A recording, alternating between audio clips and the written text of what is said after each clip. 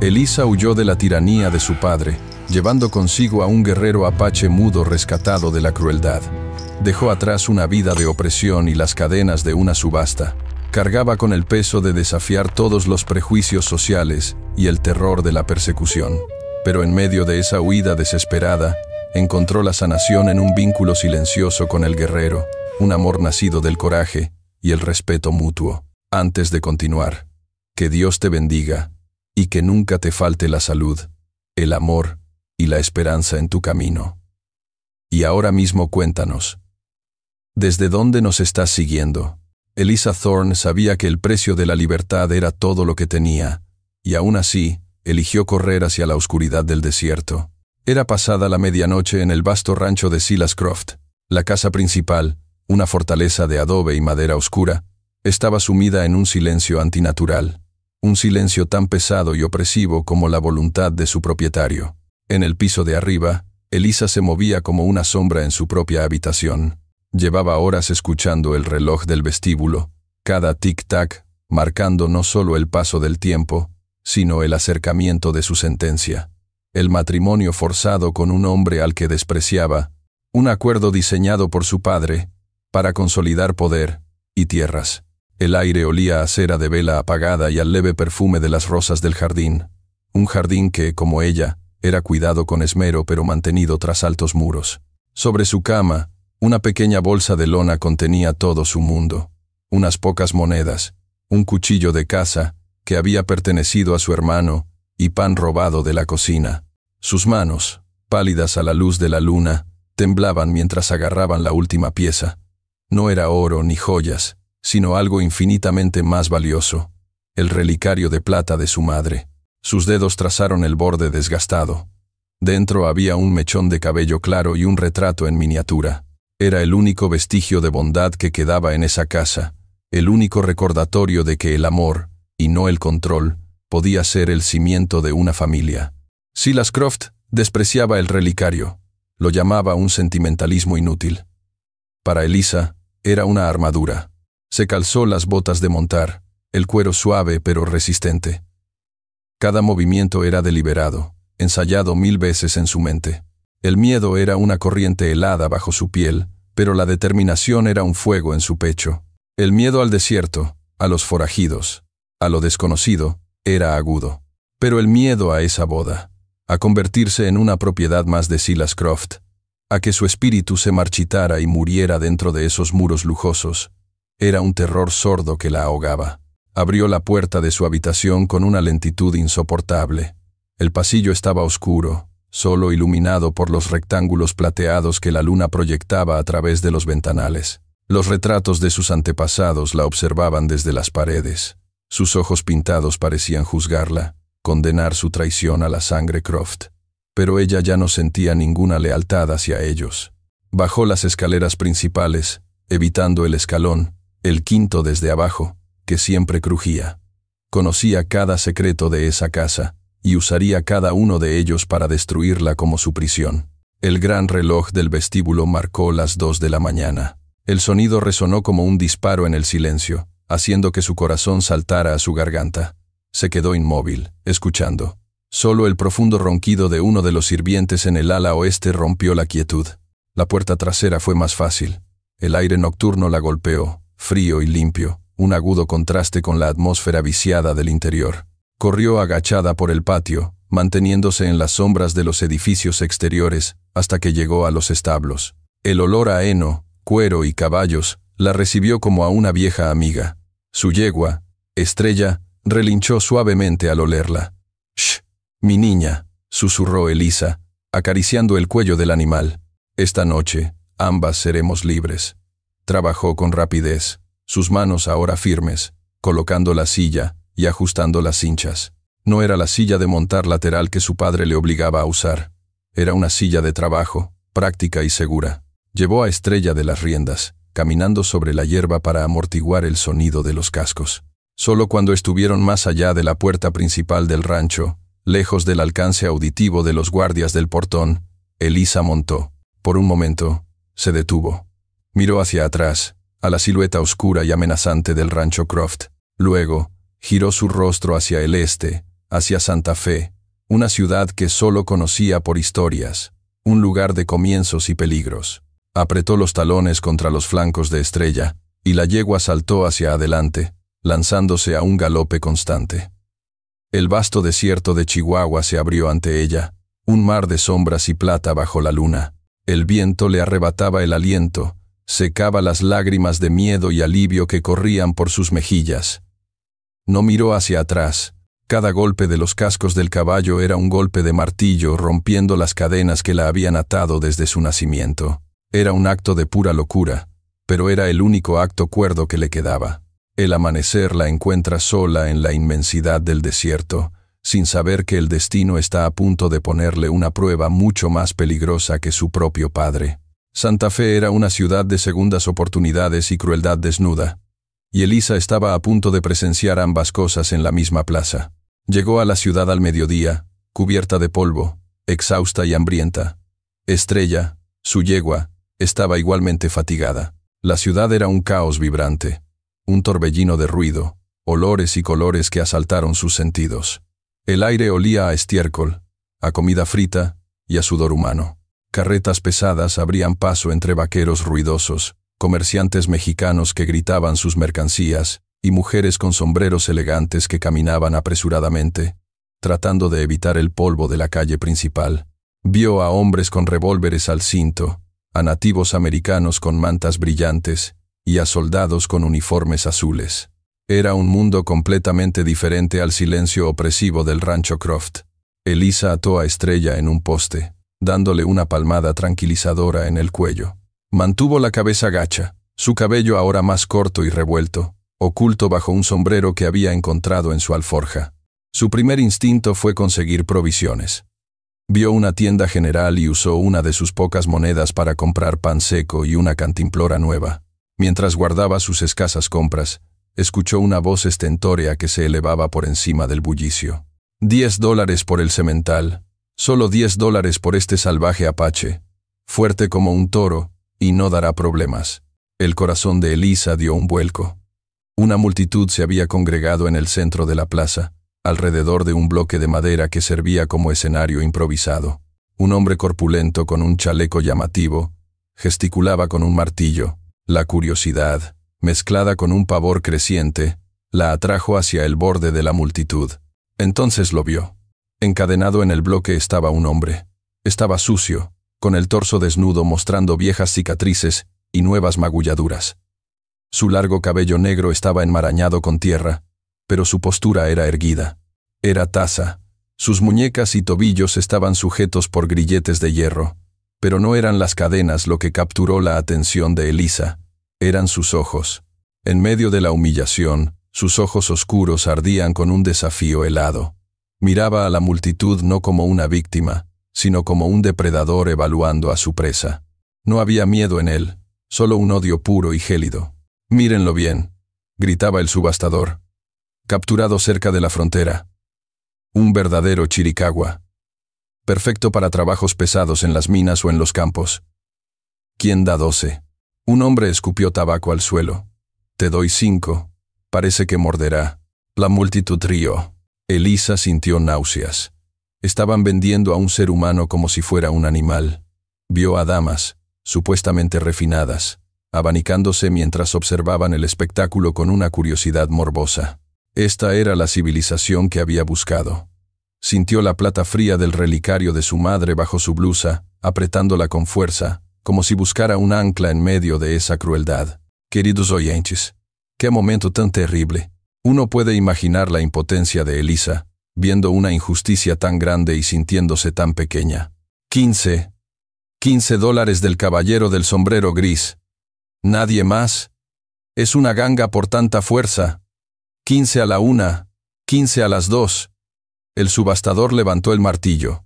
En ese preciso instante, el mundo cambió. Un viento repentino y violento barrió la plaza.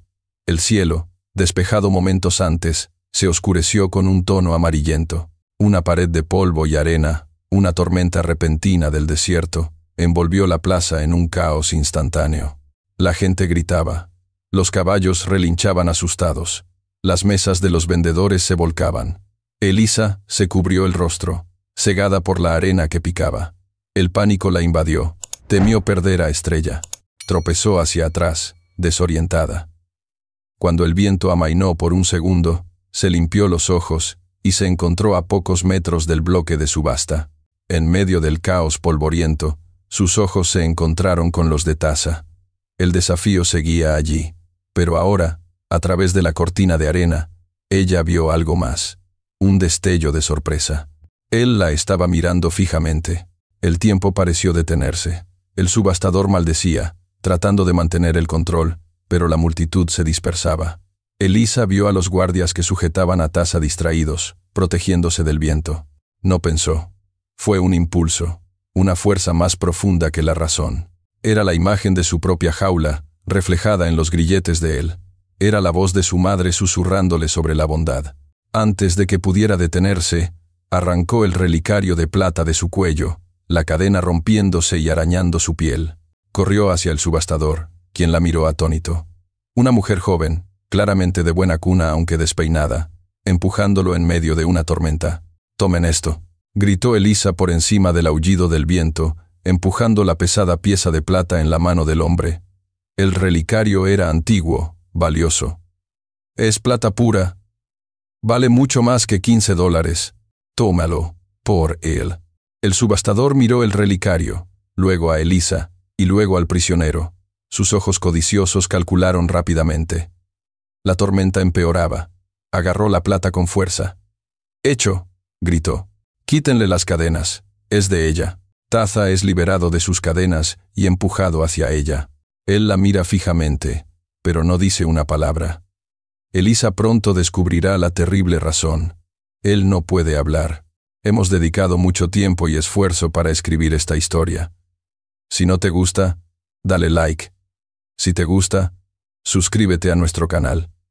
Ahora, volvamos a la historia. Salvar a un hombre era un acto de compasión. Escapar con él de una ciudad hostil era un acto de pura locura. El caos de la tormenta de arena fue su salvación. Elisa agarró la mano de Taza, un contacto que se sintió como agarrar piedra caliente. Él no se resistió, pero tampoco la ayudó. Simplemente se movía con ella, sus ojos escaneando constantemente la confusión a su alrededor. «Por aquí», gritó ella, tirando de él hacia el callejón donde había dejado a Estrella. La yegua estaba aterrorizada, encabritada contra el poste. Mientras Elisa intentaba calmarla, Taza se acercó. Él no dijo nada, simplemente extendió una mano y la posó suavemente sobre el hocico del animal. Había una quietud en él, una autoridad silenciosa que pareció calmar a Estrella casi de inmediato. «Sube», dijo Elisa, desatando las riendas. Ella montó primero, y él saltó detrás de ella con una agilidad fluida que la dejó sin aliento. Se sentó detrás de la silla, un peso sólido y vigilante a su espalda. «Vamos, Estrella». Cabalgaron a través de las calles secundarias, alejándose de la plaza principal. El viento amainaba, pero el aire seguía espeso con polvo. Elisa sabía que tenía como mucho una hora antes de que el subastador se diera cuenta de que un viejo relicario, aunque valioso, no era un pago legal por un prisionero de guerra. O peor aún, antes de que alguien conectara a la misteriosa compradora con la hija fugitiva de Silas Croft. La noticia de su presencia en Santa Fe viajaría tan rápido como un incendio en la pradera. Su padre sabría dónde estaba. Se dirigieron hacia las colinas que bordeaban la ciudad. El sol comenzaba a bajar, tiñendo el cielo polvoriento de un rojo cobrizo. Necesitaban refugio, y rápido. Taza, desde atrás, tocó ligeramente su hombro y señaló hacia un grupo de rocas. Oculta entre ellas, apenas visible, había una pequeña cabaña abandonada, probablemente de un viejo minero. Desmontaron. El lugar estaba en ruinas, pero tenía un techo parcial y 3 paredes. Era mejor que nada. Mientras Elisa ataba a Estrella en un lugar resguardado, Taza exploró el perímetro. Se movía con una gracia silenciosa, casi fantasmal.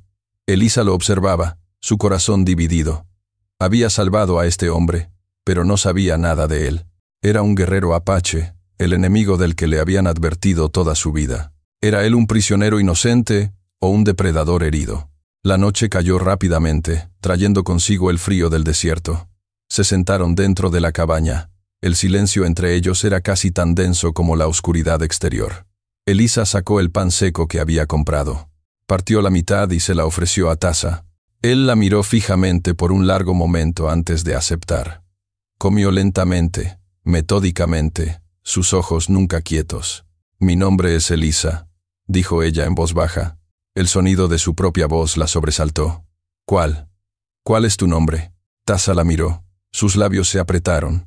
Luego, simplemente, sacudió la cabeza.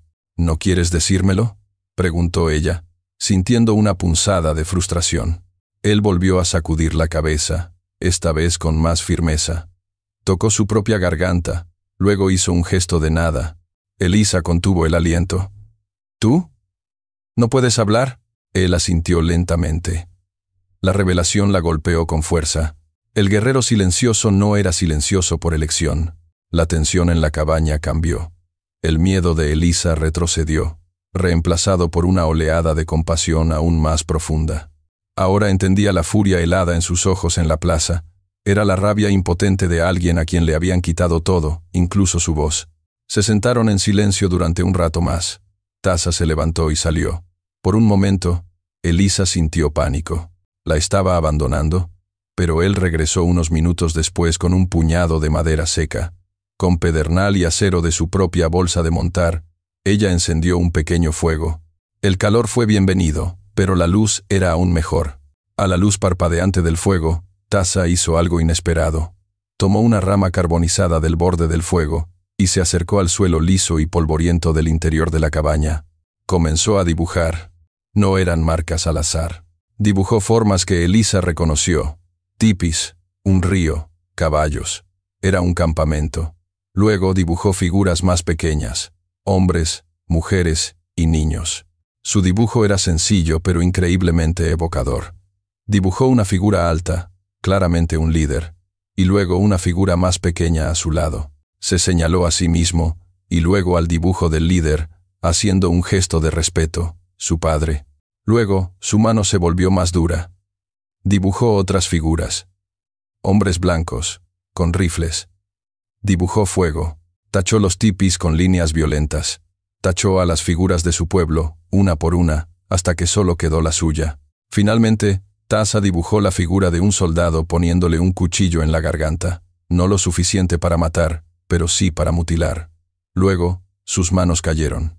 Miró el dibujo, su rostro una máscara de dolor tan profundo que Elisa tuvo que apartar la mirada. Ya no veía a un guerrero peligroso. Veía al único superviviente de una masacre. Un hombre que había visto a su familia ser asesinada y que había sido silenciado para siempre. Había salvado a un hombre, sí, pero también había heredado su tragedia. Afuera, oculta en las sombras de la colina, una figura solitaria examina las huellas que dejaron al entrar a la cabaña. La cacería ha comenzado. En el video anterior les conté una historia muy dramática sobre una mujer embarazada que resultó herida, pero arriesgó su vida para salvar a un apache sediento en el desierto. En este video, veamos qué le sucedió a la mujer que compró al esclavo apache encapuchado y qué le sucedió después. Para una rastreadora como Sadie Hawk McCall, encontrar a la heredera fugitiva era solo trabajo, pero lo que no esperaba era encontrar a una mujer dispuesta a morir por un salvaje. La figura que había observado la cabaña la noche anterior pertenecía a la rastreadora más temida y respetada del territorio de Nuevo México. Sadie McCall no se ganó el apodo de Hawk, halcón, por casualidad. Podía seguir el rastro de un hombre sobre roca sólida y leer una historia en una brizna de hierba rota. El contrato de Silas Croft había sido sencillo: encontrar a su hija, Eliza Thorne, y traerla de vuelta. Discretamente, si era posible. Por la fuerza, si era necesario. Había seguido a Elisa desde Santa Fe. La compra del prisionero apache en la plaza había sido un error de novata, un rastro tan claro como un faro en la noche. Encontrar la cabaña fue fácil. Sadie esperó al amanecer, prefiriendo trabajar con luz. Dentro de la cabaña, Elisa se despertó sobresaltada por el toque de Tasa en su hombro. El sol apenas despuntaba, pintando el cielo de un gris pálido y frío. Él no necesitó hacer ningún gesto. La urgencia en sus ojos era suficiente. Había borrado sus dibujos del suelo. Salieron de la cabaña, y se adentraron en las colinas, moviéndose rápido. Taza iba primero. Sus pies apenas parecían tocar el suelo. Elisa, aunque acostumbrada a montar, luchaba por mantener el ritmo en el terreno rocoso. Después de una hora, Taza se detuvo bruscamente. Se agachó y señaló algo que Elisa no podía ver. Una pequeña piedra, vuelta del revés, su parte húmeda expuesta al aire seco. Alguien los estaba siguiendo. Alguien que sabía lo que hacía. La expresión de Taza se endureció. Agarró la mano de Elisa, esta vez sin gentileza, y tiró de ella hacia un sendero más estrecho que ascendía por la montaña. El sendero terminaba abruptamente en el borde de un profundo barranco.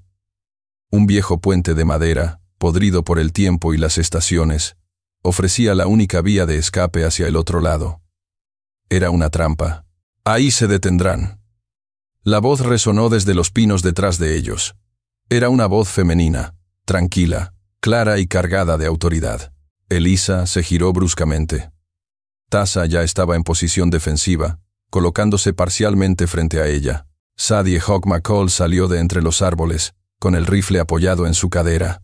No apuntaba directamente a ellos, pero estaba lista. Era una mujer de mediana edad, con el rostro curtido por el sol y los ojos tan agudos como su apodo sugería. No llevaba vestido, sino pantalones de montar y una chaqueta de cuero desgastada. «Se acabó el juego, señorita Thorne», dijo Sadie, su voz sin emociones. «Silas Croft paga bien». Elisa sintió que se le helaba la sangre. Esta no era la matona que esperaba. Esta mujer era una profesional. «No volveré», dijo Elisa, su voz temblando pero firme. Sadie suspiró, como si estuviera decepcionada por la falta de cooperación. «Siempre dicen eso». Sus ojos se movieron hacia Taza. «Él es un problema. Mi contrato es por usted, señorita. Preferiría llevarla sin más complicaciones». Sadie levantó el rifle, esta vez apuntando, pero no a Elisa. Apuntó al pecho de Taza. «Quítate de en medio, niña. No tengo tiempo para esto». Imaginen la tensión de ese momento, amigos. El aire tan quieto que se podía oír el latido del corazón. Taza no se movió. Permaneció inmóvil como una estatua de granito, listo para saltar, aunque ambos sabían que no podría esquivar una bala a esa distancia. Elisa miró el cañón del rifle, luego al rostro impasible de Sadie, y luego a Taza. Vio al hombre que había dibujado la masacre de su familia en el polvo. Vio al hombre que había calmado a su yegua con un toque. «No», dio Elisa. Dio un paso hacia un lado, interponiéndose directamente entre el rifle de Sadie y el cuerpo de Taza. Abrió los brazos ligeramente, un escudo humano tembloroso pero decidido. «Tendrá que dispararme a mí primero». Hubo un silencio absoluto. Sadie Hawk McCall frunció el ceño. Esto era nuevo. Había rastreado forajidos, ladrones de bancos y maridos infieles. Había tratado con mujeres asustadas y mujeres enojadas. Pero nunca había visto a una señorita de alta cuna, criada entre sedas, dispuesta a recibir una bala por un guerrero apache al que apenas conocía. La confusión parpadeó en los ojos agudos de Sadie. Esto no estaba en el contrato. El desafío de Elisa cuelga en el aire tenso, pero antes de que Sadie pueda responder, un crujido siniestro resuena desde la madera podrida del viejo puente sobre el que están parados. A veces, el destino pone a prueba el alma no con un enemigo, sino con un instante imposible donde una vida pende de un hilo o de una trenza de cabello. El crujido de la madera podrida se convirtió en un gemido agudo. El viejo puente tembló violentamente bajo sus pies. Sadie Hawk McCall, con la disciplina de años, retrocedió instintivamente hacia tierra firme, su rifle ahora olvidado. Elisa y Taza también retrocedieron, pero el suelo bajo ellos era inestable. Fue entonces cuando lo vieron. Un niño, de no más de 6 o 7 años, de una tribu local, quizás navajo o apache, había estado escondido entre las rocas al otro lado del barranco, asustado por las voces. El temblor del puente lo asustó aún más, y en su pánico, corrió hacia la estructura inestable justo cuando ésta comenzaba a ceder. «No, espera», gritó Elisa, pero era demasiado tarde. Una sección entera del puente se desplomó en el abismo, dejando al niño aferrado desesperadamente a una viga de madera que colgaba precariamente sobre el cañón. Debajo de él, a unos 30 metros, un río de aguas rápidas corría entre las rocas. El niño lloraba de terror, sus pequeños dedos resbalando. Sadie maldijo en voz baja. No hay nada que hacer. No hay cuerda. Taza escudriñó el borde del barranco, buscando un camino para bajar, pero las paredes eran escarpadas. Sabía que no llegaría a tiempo. Elisa miró al niño, luego a Sadie, luego a Taza. El pánico la paralizó solo por un segundo. Luego, la imagen de la crueldad en la plaza, la imagen de la masacre en el dibujo de Taza, la imagen de su propio padre, todo convergió en una sola idea. No más víctimas. Sujetam Taza, gritó ella. Antes de que él pudiera reaccionar, Elisa hizo lo impensable. Sacó el cuchillo de caza de su bota, el que había pertenecido a su hermano. Sin dudarlo un instante, agarró la gruesa y larga trenza de cabello rubio cobrizo que caía por su espalda, el orgullo de su linaje, el símbolo de su estatus de señorita. Con un movimiento rápido y brutal, cortó la trenza cerca de la nuca. Sadie Hawk McCall ahogó un grito. «Niña, ¿qué diablos?» Elisa ignoró el dolor agudo en su cuero cabelludo y el peso perdido de su identidad. Sostuvo la trenza en sus manos. Era larga, gruesa y fuerte. En el rancho, se jactaban de que podía soportar el peso de un hombre. Ahora, probaría esa afirmación. «Taza, sujetame», repitió. Esta vez, Taza entendió. Se arrodilló en el borde del precipicio, sus pies firmemente plantados, sus músculos tensos. Elisa se arrodilló a su lado, atando rápidamente un extremo de su trenza cortada alrededor de una raíz expuesta y robusta. Le entregó el otro extremo. «No puedo bajar», dijo rápidamente, su mente acelerada. «Pero tal vez él pueda alcanzarla». Taza asintió. Agarró la trenza, la probó con un tirón brusco. Sostendría. Miró a Elisa, y en sus ojos oscuros, por primera vez, no había desafío ni dolor, sino un asombro crudo. Elisa se asomó al borde. «Niño, mira», gritó en una mezcla de inglés y el poco español que sabía. «Vamos a ayudarte. Atrapa esto». Taza desenredó la trenza y balanceándola, la lanzó hacia el niño. El primer intento falló por poco. El niño estaba demasiado asustado. «Sujétate», gritó Elisa. «Confía en nosotros». Taza volvió a lanzarla. Esta vez, la punta de la trenza rozó la mano del niño. Él la agarró con desesperación. «Ahora, Taza». Taza comenzó a tirar, no bruscamente, sino con una fuerza constante y controlada. Elisa se aferró a la raíz junto a él, su ancla improvisada, rezando para que la queratina y la voluntad fueran suficientes. El niño soltó su agarre de la viga y todo su peso cayó sobre la trenza. Elisa gritó cuando la raíz crujió, pero se mantuvo firme. Taza gruñó por el esfuerzo, sus músculos marcándose mientras subía al niño centímetro a centímetro. Sadie McCall observaba, inmóvil. Había visto a hombres morir por oro, por agua y por orgullo. Había visto crueldad y cobardía, pero nunca había visto esto. Nunca había visto a una dama sacrificar su vanidad, su símbolo de clase, para salvar a un niño nativo desconocido, usando su propio cabello como cuerda de vida. Vio la determinación en el rostro de Elisa, sucio de sudor y lágrimas, y la fuerza bruta de Taza, y por primera vez en su vida profesional, Sadie sintió que su mundo se ponía del revés. El niño estaba a solo 1 metro del borde cuando la viga a la que había estado aferrado finalmente cedió y cayó al abismo. Si hubieran dudado un segundo más, se habría ido. Taza agarró la camisa del niño y lo subió, poniéndolo a salvo en tierra firme. El niño, temblando e incapaz de hablar por el shock, simplemente se aferró a la pierna de Taza. Elisa se dejó caer hacia atrás, su respiración entrecortada. El aire frío golpeaba su cuello recién expuesto. Taza se volvió hacia ella. Él no sonrió, pero extendió la mano y tocó suavemente los mechones de cabello cortados y desiguales que quedaban en su nuca. Luego, tocó la trenza que yacía en el suelo, ahora sucia y mojada.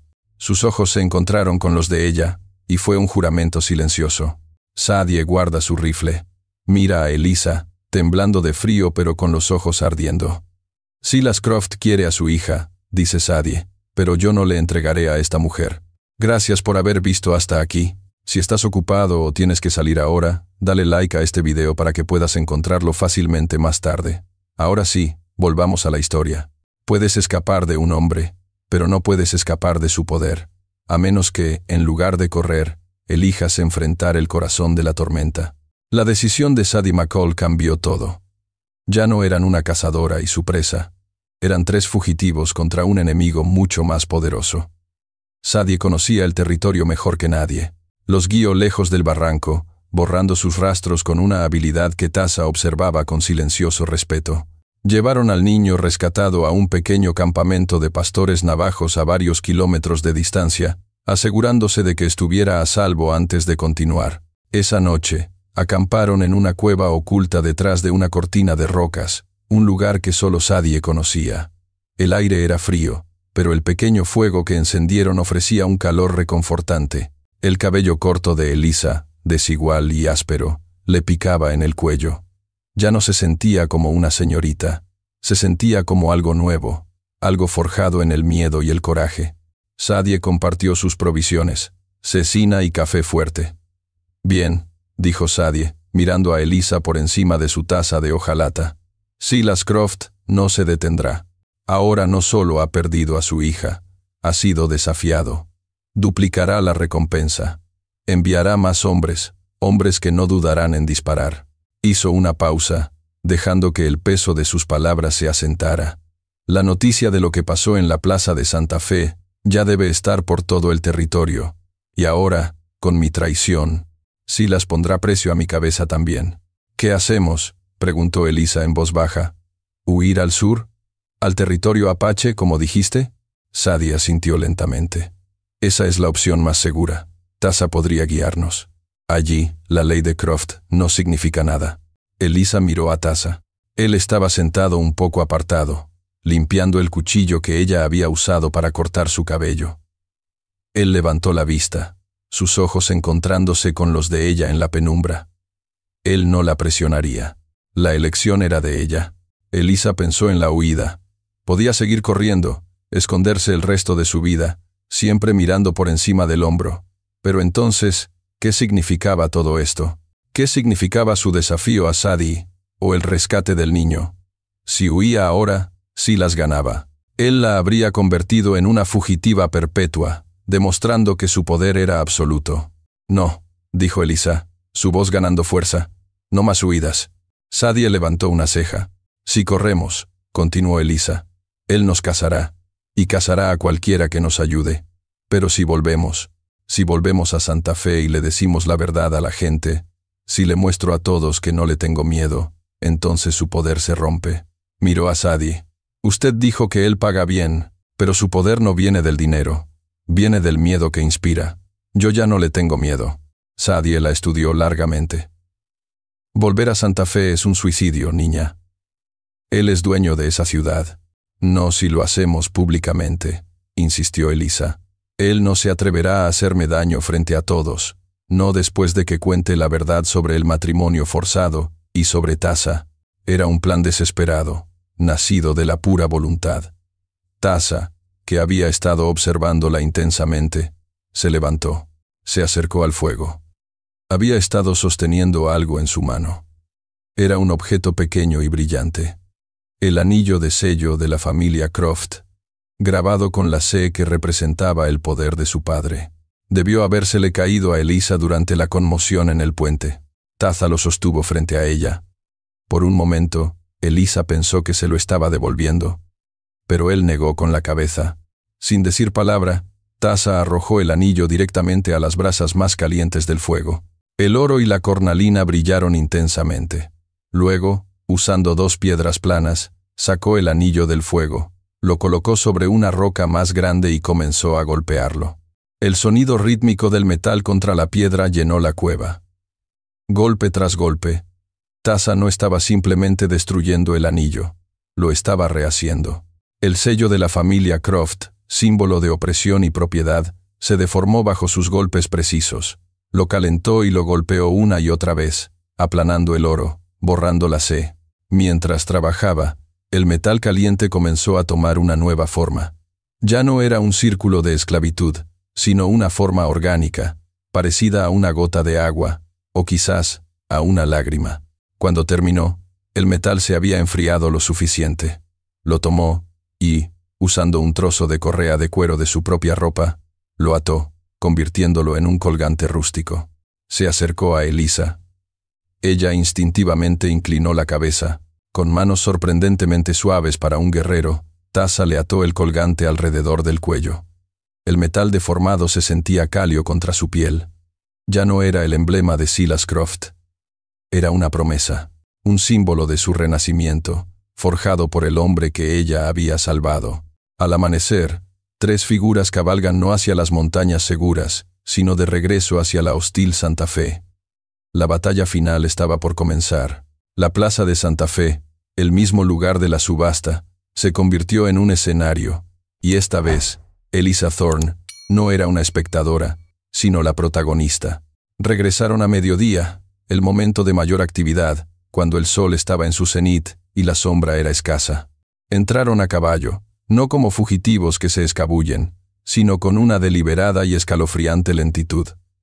La gente los vio venir desde lejos.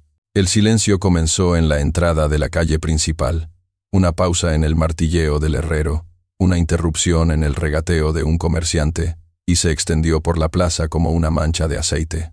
Sadie Hawk McCall cabalgaba ligeramente adelantada. Su rostro era una máscara impasible, pero sus ojos agudos barrían cada techo, cada ventana, cada callejón. No buscaba problemas, los anticipaba. Thassa cabalgaba al lado de Elisa, una figura de granito silencioso. Su presencia era un desafío en sí misma. Un guerrero apache, libre, armado solo con su cuchillo, regresando voluntariamente al lugar de su humillación. Su espalda recta era un testimonio, y en el centro estaba Elisa. Se sentía desnuda. El aire frío de la montaña golpeaba su cuello y su nuca, donde su cabello había sido brutalmente cortado.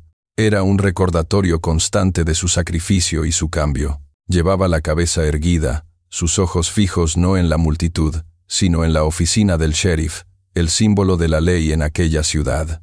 El colgante de oro deformado que Thassa había forjado colgaba visible sobre su blusa polvorienta, un blasón de su nueva identidad. «¡Es ella!», susurró una mujer que sostenía una cesta de pan. «Por Dios, es la chica Croft», murmuró un vaquero a su compañero. «Y ha traído al salvaje con ella». «No parece un rehén», dijo el otro, entrecerrando los ojos. «Y esa es Sadie McCall. Algo muy extraño está pasando aquí». Elisa desmontó frente a la oficina del sheriff. Cada músculo de su cuerpo temblaba, pero sus pies se sentían firmemente plantados en el suelo. El polvo de Santa Fe era el mismo polvo del rancho de su padre, pero aquí, ella elegía dónde pararse. Se subió a los escalones de madera de la veranda, un escenario improvisado que la colocaba por encima de la multitud que ahora se arremolinaba, atraída por el drama. Sadie y Thassa permanecieron abajo. No la flanquearon como guardias, sino como testigos. Sadie se apoyó casualmente en un poste de la veranda, su mano descansando cerca de la culata de su revólver. Thassa se cruzó de brazos, un centinela inmóvil cuya quietud era más amenazante que cualquier grito. «Atención». La voz de Elisa sonó. Al principio, fue más delgada de lo que esperaba, pero cortó el silencio expectante. «Mi nombre es Elisa. He venido aquí hoy para decir la verdad». Las puertas de la cantina al otro lado de la plaza se abrieron de golpe, derramando a más hombres al sol. La plaza estaba ahora llena, un mar de rostros curiosos, hostiles y asombrados. «Elisa», la voz sonó como un disparo. Silas Croft apareció desde la calle principal, flanqueado no por 2, sino por 4 de sus hombres de confianza, matones a sueldo con las manos sobre las pistolas. El rostro de Silas estaba pálido, no de miedo, sino de una furia helada. Había sido alertado en el momento en que ella puso un pie en la ciudad. Verla allí, desafiante, con Sadie McCall, su propia empleada, protegiéndola, fue una traición que no podía procesar. «Baja de ahí inmediatamente», ordenó Silas. Su voz era el estallido de un látigo, acostumbrada a la obediencia instantánea. «Deja esta locura y vuelve a casa con tu padre». Comenzó a avanzar con grandes zancadas, sus hombres separándose para rodear la escena. Pero Sadie McCall dio un paso adelante, separándose del poste. «Eso es lo más cerca que vas a estar, Silas», dijo Sadie, su voz tranquila pero letal. «La chica tiene derecho a hablar. Oirás lo que tiene que decir, como todos los demás. Tú, traidora, siseó Silas, deteniéndose en seco. Colgarás por esto, Macal. Tal vez, replicó Sadie. Pero no hoy. Y no antes que ella hable.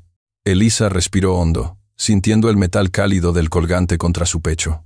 Extrajo fuerza de la calma de Sadie y de la presencia inquebrantable de Tasa. Miró más allá de su padre, a la gente del pueblo. Mi padre, dijo, su voz ahora resonando con una convicción clara. Os ha dicho que fui secuestrada. Os ha dicho que este hombre, señaló a Tasa, es un salvaje peligroso. Miró directamente a su padre, cuyos ojos eran pozos de veneno. Ambas cosas son mentira. Un murmullo audible recorrió a la multitud. Esto era un desafío directo. Mi padre arregló un matrimonio para mí contra mi voluntad. Un acuerdo con un hombre al que desprecio, un hombre conocido por su crueldad, todo para asegurar sus tratos de tierras. Me trató como a una yegua más de su manada, para ser vendida al mejor postor. Silencio, niña, rugió Silas, su rostro enrojeciendo. Estás histérica. No sabes lo que dices. El desierto te ha vuelto loca. Por eso huí de su casa, gritó Elisa, su voz elevándose por encima de la de él. No fui secuestrada, busqué mi libertad. Yo no lo secuestré a él, continuó, girándose hacia la multitud y señalando a Tasa. Yo vi a este hombre, Tasa, siendo vendido en esta misma plaza. Aquí mismo, vendido como un animal, encadenado y humillado para su diversión, señaló al subastador, que intentaba escabullirse por la parte de atrás de la multitud, y usé el único objeto de valor que me quedaba, el relicario de mi madre, para comprar su libertad, no porque fuera una propiedad, sino porque era un ser humano. Se escucharon jadeos. Algunas de las damas que habían observado la subasta ahora miraban al suelo, avergonzadas. Él no me hizo daño. Él me protegió. Nos persiguieron, y cuando nos encontraron, miró agradecida a Sadie. Vieron la verdad. Y cuando un niño inocente estuvo a punto de morir en un puente derrumbado, este hombre y yo lo salvamos. Levantó la mano hacia su cabello corto y desigual, un gesto que silenció a la multitud por completo. Este es el precio de la libertad. Mi padre os ha mentido a todos. Él no gobierna esta ciudad por respeto. La gobierna por miedo. El mismo miedo con el que intentó gobernarme a mí. Finalmente, se dirigió a su padre. Silas estaba temblando, su mano enguantada apretada en un puño tan fuerte que el cuero crujía. Mi nombre es Elisa. Ya no soy una Croft. Ya no soy su hija. Su voz bajó, volviéndose intensamente personal. Soy una mujer libre. Sacó el cuchillo de su bota. La multitud retrocedió, pero ella no amenazó a nadie. Con un movimiento rápido y deliberado, cortó el hilo de cuero y se quitó el colgante que Tasa había hecho. No se lo devolvió a él. Ese regalo ya había cumplido su propósito. Lo sostuvo en alto por un momento, el oro deformado brillando bajo el sol, el símbolo de su opresión convertido en su liberación. Y entonces, lo arrojó. El colgante voló por el aire y aterrizó en el polvo, a centímetros de las botas caras y pulidas de Silas Croft. Yo lo salvé, declaró Elisa, su voz ahora tranquila, pero llevando la finalidad de un veredicto. Y él me salvó a mí. Ya no le pertenezco a usted. Silas Croft miró el colgante en el suelo, el emblema de su familia, fundido y deformado, arrojado a sus pies como basura. Luego levantó la vista y vio los rostros de la multitud.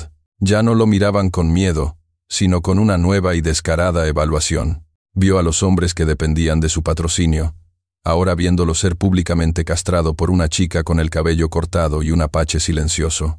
Su reputación, su poder, su autoridad, todo construido sobre una ilusión de control absoluto, se estaba desmoronando en el polvo junto con ese pedazo de oro.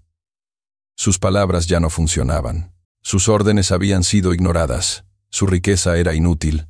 La cara de Silas Croft se deforma por la rabia. Al ver que sus palabras ya no tienen poder, su mano se mueve lentamente hacia la pistola que lleva en el cinto.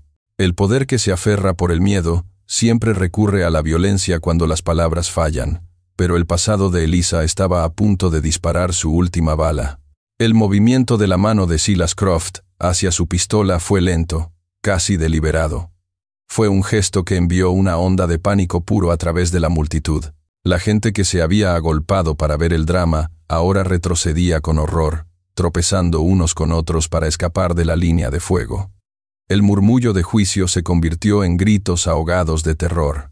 Elisa se quedó paralizada en los escalones. El mundo pareció ralentizarse. Vio la funda de cuero, la empuñadura de nogal de la pistola y los nudillos blancos de su padre mientras la agarraba. Taza no se movió. Su cuerpo estaba tenso como un arco estirado, pero sus ojos estaban fijos en Silas, anticipando el próximo movimiento. Sadie McCall, sin embargo, había estado esperando exactamente esto. Ella no había estado observando a la multitud, ni siquiera a Elisa. Había estado observando las manos de Silas Croft. «Silas, no», gritó Sadie, pero ya era demasiado tarde. Silas sacó el revólver. El metal brilló bajo el sol del mediodía. No apuntó a Elisa. En su mente retorcida, ella era su propiedad, corrompida, pero recuperable. Apuntó al hombre que representaba su desafío final, la causa de su humillación pública, el símbolo viviente de su autoridad rota. Apuntó directamente al pecho de Taza. «Tú me quitaste a mi hija salvaje», rugió Silas, su rostro deformado por una máscara de pura maldad. Su dedo apretó el gatillo. El disparo resonó en la plaza, un estallido ensordecedor que hizo que las palomas volaran de los tejados. Pero en el instante en que Silas disparó, Sadie se lanzó hacia adelante. No intentó sacar su propia arma. No había tiempo. Se arrojó de costado, empujando tanto a Elisa como a Taza con la fuerza de su cuerpo. Fue un acto de instinto protector puro, la decisión de una fracción de segundo de una mujer que finalmente había elegido un bando. Elisa cayó de espaldas contra los escalones de madera, el aire saliendo de sus pulmones. Taza rodó, absorbiendo el impacto. Sadie no cayó. Se tambaleó, agarrándose el hombro izquierdo, un gruñido de dolor escapando de sus labios. La bala, destinada a Taza, la había alcanzado, atravesando el músculo grueso del hombro. La sangre comenzó a manchar su chaqueta de cuero al instante. El caos estalló. Los 4 hombres de Silas, sorprendidos por la rapidez con que la situación se había deteriorado, sacaron sus propias armas. Pero Taza fue más rápido. En el momento en que el disparo sonó, antes de que Elisa siquiera golpeara el suelo, él ya estaba en movimiento. Era como observar a un relámpago. No fue hacia Silas. Fue hacia los hombres que representaban la amenaza inmediata. Se abalanzó sobre el hombre más cercano, golpeando la muñeca que sostenía el arma contra el poste de la veranda. El hueso crujió y el hombre gritó, soltando su pistola. Taza no se detuvo. Usó el impulso del primer hombre para girar, agachándose bajo el brazo de un segundo pistolero y golpeándolo en el plexo solar. El hombre se dobló, sin aliento. El tercer y cuarto hombre dudaron, atónitos por la velocidad del Apache. Taza recogió el revólver caído del primer hombre, pero no lo disparó. Lo usó como un garrote, golpeando al tercer hombre en la sien. Cayó como un saco. El cuarto hombre, viendo a sus compañeros neutralizados en menos de 5 segundos, levantó las manos y retrocedió. Taza se giró entonces hacia Silas Croft. El terrateniente seguía de pie, con la pistola humeante en la mano, sus ojos fijos con incredulidad en Sadie, que ahora estaba arrodillada, presionando su mano derecha contra la herida sangrante. En ese momento de shock, Taza se acercó a él. No corrió, caminó, cada paso deliberado y silencioso. Con un movimiento fluido, agarró la muñeca de Silas y apretó. Los huesos de la mano de Silas crujieron bajo la presión implacable, y el revólver cayó al polvo con un golpe sordo. Silas Croft, desarmado, miró al guerrero apache que ahora se alzaba sobre él. Pero Taza no lo golpeó. Simplemente se quedó allí, un monumento silencioso a la justicia. «Basta, en nombre de la ley».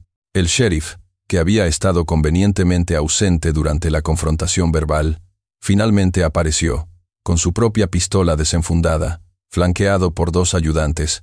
Vieron la escena, Sadie herida, 3 de los hombres de Croft en el suelo, y el propio Silas, desarmado frente al Apache. Elisa se puso en pie, corriendo hacia Sadie. «¿Estás bien?» «Dios mío, Sadie». «Es solo un rasguño, niña», jadeó Sadie, aunque su rostro estaba pálido por el dolor. «Me han dado peores mosquitos». Taza pateó la pistola de Silas lejos, fuera de su alcance. Silas Croft yace en el suelo, desarmado y derrotado, no por un arma, sino por los ojos de su hija, que ya no reflejaban miedo, solo lástima. El sheriff finalmente interviene. El pasado había terminado. La libertad no era un destino al final del desierto, sino un hogar que se construía cada día con compasión, coraje y 2 manos entrelazadas. Pasaron varios meses. El duro invierno dio paso a una primavera cautelosa, y luego a un verano seco.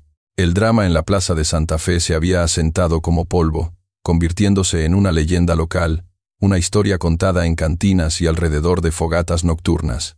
Silas Croft, despojado de su autoridad pública y enfrentando cargos por asalto presentados por un sheriff que ya no temía sus represalias, se había retirado a su rancho. Su poder, construido sobre el miedo, se había evaporado bajo el sol abrasador de la verdad. Era un hombre rico, sí, pero ya no era un rey. La vieja cabaña de minero, que una vez había sido un refugio desesperado de una noche, se había transformado. Ya no era una ruina, era un hogar. La llamaron Refugio de Luz, Lights Haven, un nombre que Elisa había pintado con cuidado en una tabla de madera sobre la puerta. Con el dinero que Silas Croft se vio obligado a pagar a Sadie McCall, como compensación por su herida, un acuerdo legal que ella había disfrutado inmensamente, habían comprado lo esencial. Reconstruyeron el techo con vigas sólidas, taparon las grietas de las paredes con adobe nuevo, y construyeron un pequeño establo para Estrella y el caballo de Sadie. La vida en el refugio era dura, pero tenía un propósito. Sadie, la rastreadora solitaria que nunca había confiado en nadie, se había convertido en la administradora de facto. Su habilidad para negociar en Santa Fe les traía las mejores ofertas de harina y frijoles, y su rifle mantenía la despensa llena de carne fresca. Había encontrado algo que valía más que un contrato, un lugar al que regresar. Tasa era el corazón silencioso del refugio. Su conocimiento de la tierra era su regalo. Construyó un pequeño sistema de irrigación desde un arroyo cercano, permitiéndoles cultivar un huerto modesto de maíz, calabazas y chiles. Enseñó a Elisa y a Sadie a leer las nubes, a entender el lenguaje de las huellas de los animales. Su silencio ya no era una prisión de dolor, se había convertido en un